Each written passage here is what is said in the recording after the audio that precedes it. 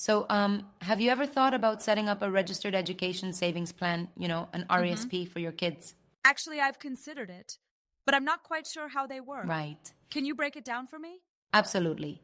So, an RESP is a savings account where you can save money for your child's post secondary Okay. education. And the best part is, the government kicks in some free money too. Wait, the government contributes? How does that work? Exactly. Through the Canada Education Savings Grant, they match 20% of your contributions, up to $500 a year, which can Wow. add up to $7,200 per child. That's amazing. So the more I contribute, the more they Yes, match up to that limit? exactly. And for lower income families, there's the Canada Learning Bond, which provides up to $2,000 without any contributions required, which is fantastic. Really? So even if I can't contribute much, my Yeah, child can still receive some government money? yes, plus some provinces offer additional grants. In British Columbia, for example, they have the BKTESG that gives $1,200 per child, so there's even more incentive. That's awesome.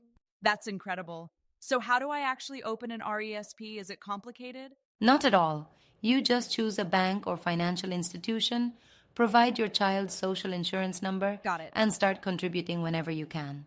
That sounds straightforward. So are there different types of RESPs? Yes, there are two types, individual and family RESPs. Individual is for one beneficiary, while family RESP can include multiple children in the Makes same sense. family, which is great if you have more than one kid. Haha, kind of like a family plan for savings. So when it's time to use the funds, how does that work? When your child enrolls in an eligible post secondary program, they can start withdrawing the funds. There are two types of withdrawals: educational assistance payments, or EAPs, which include the government grants and Okay. investment earnings, and post secondary education withdrawals, which are your contributions. So are the EAPs taxed? Only the EAPs are taxed.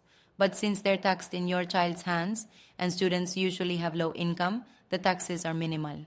Your contributions aren't taxed at all. That's good to know.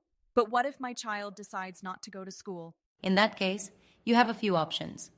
You can transfer up to $50,000 of the earnings to your RRSP if you have the contribution room, or you can keep the Uh-huh. RESP open for up to 35 years in case they decide to enroll later. But wait, wouldn't I lose the government grants if my child doesn't go to school?